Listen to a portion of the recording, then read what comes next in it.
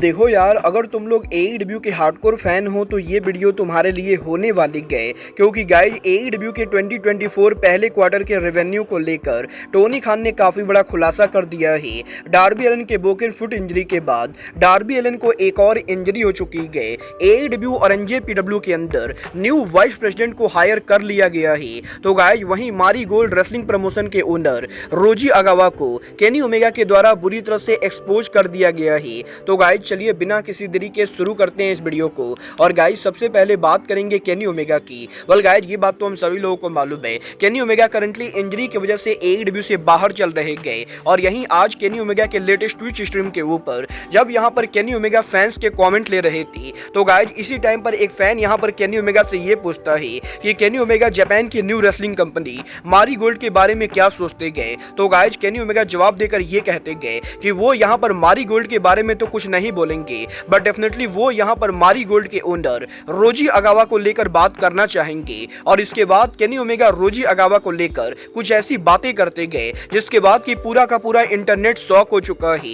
Guys यहां पर Kenny Omega का ये कहना है कि रोजी अगावा यहां पर एक बहुत ही घटिया आदमी गए। और गाइज जापान के अंदर वो यहां पर फीमेल्स को कैसे देखता है ये यहां पर लगभग जापान की हर बड़ी कंपनी जानती गए। और यही वो बड़ा रीजन है जिसकी वजह से जापान में काफी सारे रेसलर रोजी अगावा के साथ काम नहीं करना चाहते गए, क्योंकि गाइज यहां पर केनी ओमेगा भी पर्सनली जापान के अंदर 10 साल से ज्यादा टाइम तक रह चुके गए। और गाइज केनी ओमेगा को बढ़िया से मालूम है कि जापान के अंदर कौन सी कंपनी का ओनर क्या करता है। और गाइज वैसे तो केनी ओमेगा के पास कोई वीडियो फुटेज नहीं गए, but guys Kenny Omega definitely ये कहना चाहेंगे कि रोजी अगावा सामने से जितना सीधा दिखता है अंदर से ये बंदा उतना ही घटिया है। और गाइज केनी ओमेगा को ये बढ़िया तरीके से मालूम है कि जब यहाँ पर केनी ओमेगा जापान में काम करते थे और रोजी अगावा स्टारडम रेसलिंग के अंदर काम करता था, उस समय रोजी अगावा रेसलर्स को हायर करने के लिए कैसी कैसी गंदी चीजें करता था। और गाइज यहाँ पर ओमेगा का ये कहना है कि रोजी अगावा यहाँ पर उन्हीं रेसलर्स को साइन करते थे जिन रेसलर्स की उम्र यहाँ पर 13 साल से 21 साल के बीच में होती थी।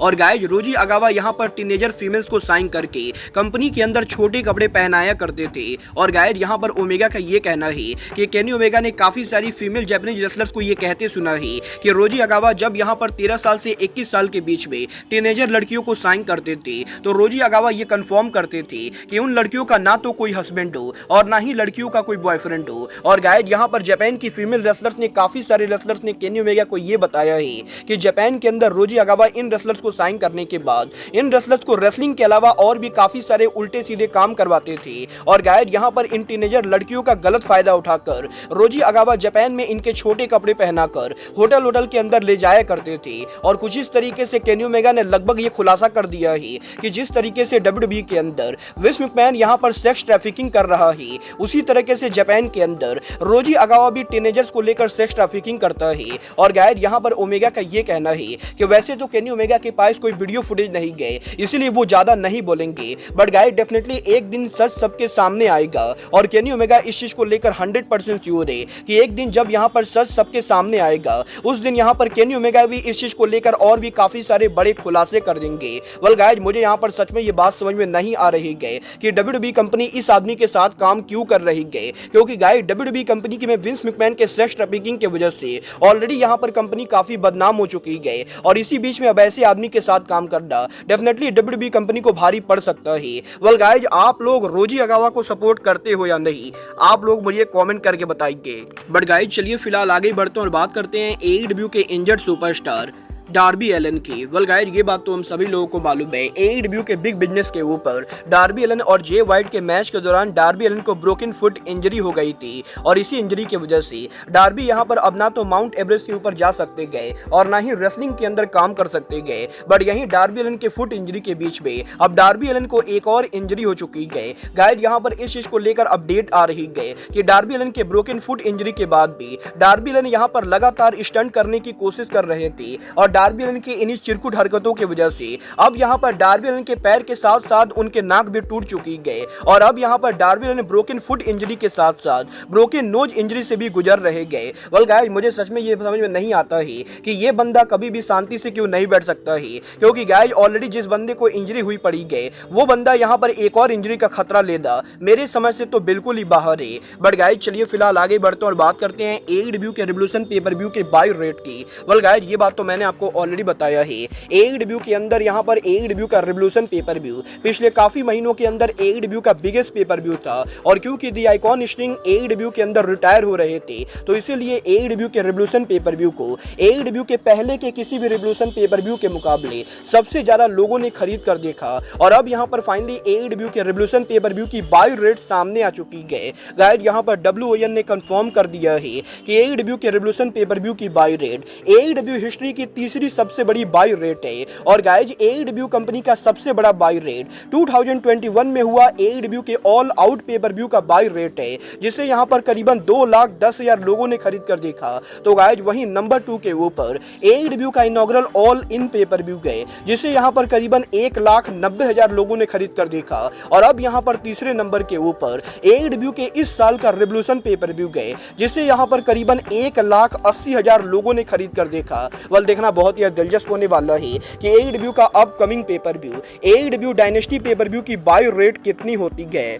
बट गाइस चलिए फिलहाल आगे बढ़ते और बात करते हैं एईडब्ल्यू और एनजेपीडब्ल्यू के न्यू वाइस प्रेसिडेंट की। वेल गाइस ये बात तो मैं आपको ऑलरेडी बता चुका हूँ। एनजेपीडब्ल्यू के अंदर इस साल के ओपनिंग के ऊपर हिरोशी तनाशी को एनजेपीडब्ल्यू का प्रेसिडेंट बनाया गया था। और गाइस यही कुछ दिन पहले एनजेपीडब्ल्यू कंपनी ने उनके ब्रांड एम्बेसडर रॉकी रोमेरो को भी कंपनी का वाइस प्रेसिडेंट बना दिया।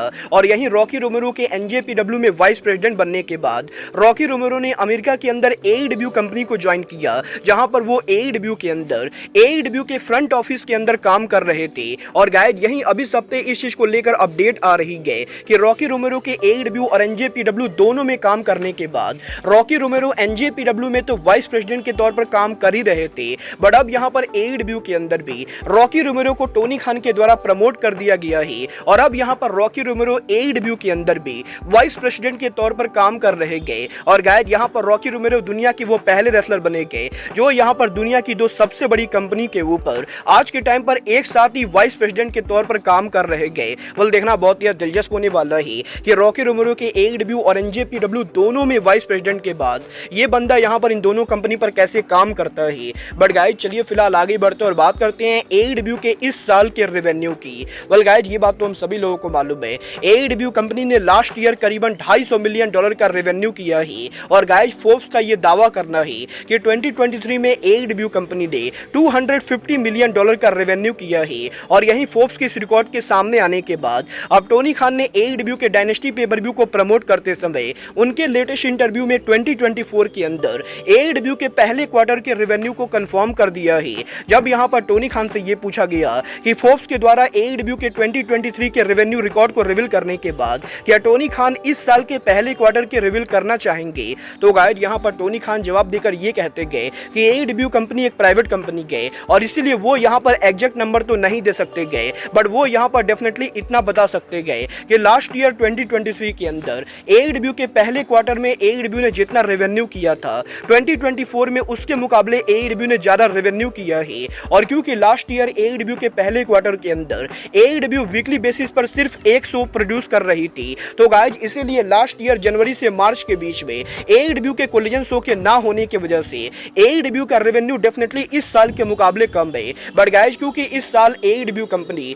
साल के शुरू से ही कोलिजन और डायनामाइट दो लाइव शो को रन कर रही गए, तो इस वजह से एईडब्ल्यू के ज्यादा सोच की वजह से एईडब्ल्यू का रेवेन्यू लास्ट ईयर के मुकाबले बढ़ चुका है। और गाइस टोनी खान ने लगभग ये कंफर्म कर दिया है कि एईडब्ल्यू कंपनी यहां per year by year grow कर रही है। मतलब ये तो आने वाला टाइम बताएगा कि 2024 का फाइनल रेवेन्यू कितना होता है। वेल गाइस फिलहाल के लिए अब आज की इस वीडियो में बस इतना ही। बट गाइस वीडियो को एंड करने से पहले मैं डेफिनेटली यहां पर केनी ओमेगा का वीडियो चलाना चाहूंगा और मैं चाहूंगा कि आप लोग भी सुने कि केनी ओमेगा ने उनके ट्विच स्ट्रीम के ऊपर क्या कहा। I don't care about Rossi being an E-drone. I mean, whatever. It's no big deal. That's his. She's done. That's not even the tip of the iceberg, guys.